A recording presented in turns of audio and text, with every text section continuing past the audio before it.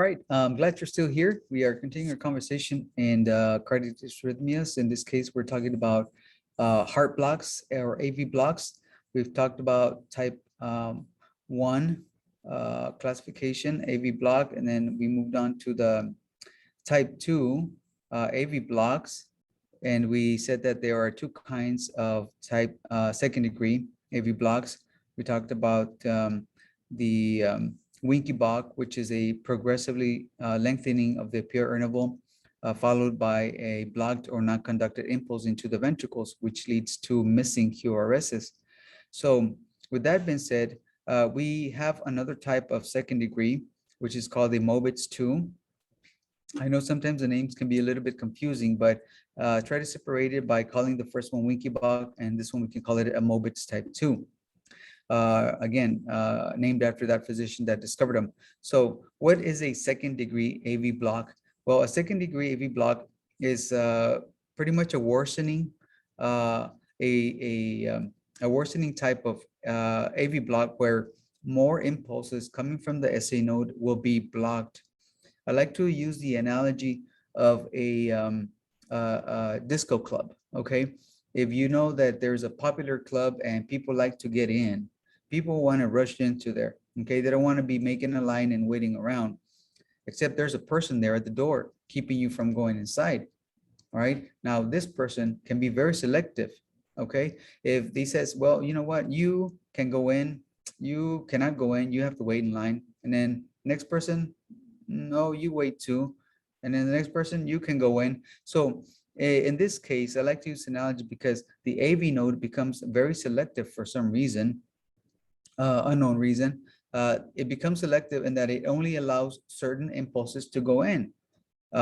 It depends where the impulse is coming from. All right. So again, using the same analogy, let's say you're from a different city than the club is. Well, if you're not from this town, you're not coming in. So only people from this town are coming in. So there you go. Go in and enjoy yourself. So again, the impulse is coming from the SA node. The SA node keeps on firing and fires and fires. The AV node, the gatekeeper, decides you come in, you don't, you don't, you don't, you come in, and so on. So in this dysrhythmia, we see kind of a pattern, okay? Now, in the other dysrhythmias, we looked at the PR interval, which was either constant but longer than the normal, or we saw a progressive lengthening, right? And second degree Winky block. But now we see that the PR interval is constant. It's going to be constant, right? It may be beyond the PR interval parameters, which is 0.20, but it's going to remain constant. So what really makes this dysrhythmia different? Well, what really makes it different is that in this dysrhythmia, you're going to see a lot more impulses being blocked, okay? And you're going to see a pattern when there may be 3 blocked impulses, and then you're going to see 1 that comes in. 3 blocked impulses, and then 1 comes in, and then 3 blocked, and then 1 comes in, and so on. So there's going to be a ratio of P waves to QRSs. Maybe 2 blocked, 1 impulse comes in, 2 blocked, 1 comes in. So there's a pattern, okay? Just like in the analogy, 2 people come in, not you. 2 people come in, not you, right? Hoping that you might be the lucky one that goes into that ventricle. So you're going to see missing QRSs mainly because these are non-conducted impulse that were blocked, right, by the AV node. So let's look at the criteria for classification for this second degree Mobitz 2. So the rhythm, is it going to be regular or irregular? Well, the P2P interval, right? Remember the SA node firing is going to be regular. But because of the blocked impulses, the ventricular or the R to R interval is going to be irregular most of the time. All right. So what about the rate? Well, we have to look at the atrial rate and the ventricular rate. Again, the atrial rate is probably going to be within normal limits. However, the ventricular rate may be slower than your atrial rate. Why? Because of the blocked impulses. Because the atrial is firing, yet there are no impulses coming in, so you have a lower ventricular rate, which can cause problems, as we'll see. All right, what are the P wave morphology? P waves will be completely upright, nice and rounded, The impulses will be coming in, either be from the SA node or from other part of the atria.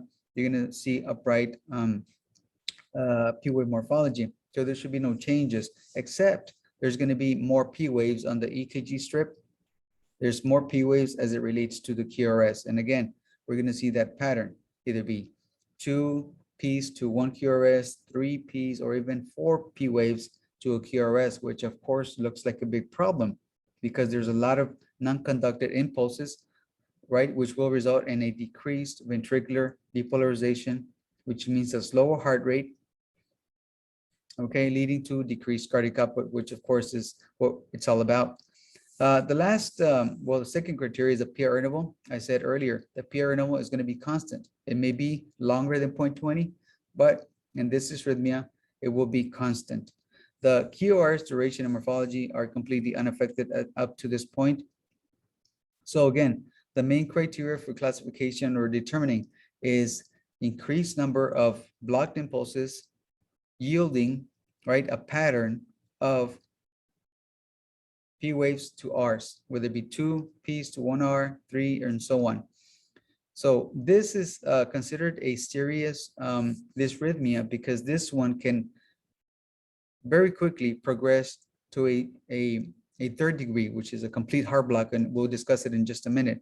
So very important that second degree AV block type 2 be reported to the nurse, to the physician, so something can be done about it. Will the patient show any symptoms at this point, depending on the amount of impulses that are blocked to the ventricles, which can lead again to a decreased heart rate or decreased cardiac output. So keep an eye on this type of AV block because it is, again, a very critical dysrhythmia. Let's look at an example here. I believe this is it. And let's see here. Okay. Let's look at this bottom one first here. We see the P to the R. 1, 2, 3, 4. 1, 2, 3, 4, 5. You see, this is progressively getting longer. This reminds you of what? Winky buck, right? Winky buck or second degree type 1. You see, progressively longer, and then missing QRS. And then the cycle repeats itself. Here we go. Longer, longer, longer, and so on. Let's look at this one. This one looks very disorganized, to say the least, in this way. You have your P, R, which is maybe about let's say it's 1, 2, 3, 4, 5, which is about 0.20. Let's say it's 0.24. Your R, S, and then your T wave, somehow it's kind of crooked. Okay, again, T wave is ventricular depolarization, which is refilling of the ventricles. And then you have a P wave, but no R. No R. What happened? The impulse did not make it to the ventricles. So there's a missing QRS, same thing here, P, no R. Okay, so we have two, okay, two missing R, right? So we have P wave, P wave, P wave. We would call this a 2-to-1 ratio, 2 P's to R's. So this is what the characteristic of a second degree type 2 or second degree Mobitz 2, or however you want to remember it. This is a worsening dysrhythmia, which again could progress to a type 3, which is a complete heart block. Okay, so make sure you complete the checkpoint questions on LO 8.4 so you can be feel confident about your skills. And at the end of the chapter reviews, you can confidently answer those questions. So let's take a quick break, and we'll continue with the last of the heart block dysrhythmias, which is third degree heart block. So hang in there. I know it's been a lot of information and they can be confusing, especially these names, but hang in there and we'll look at them at the end. I'll see you in the next one.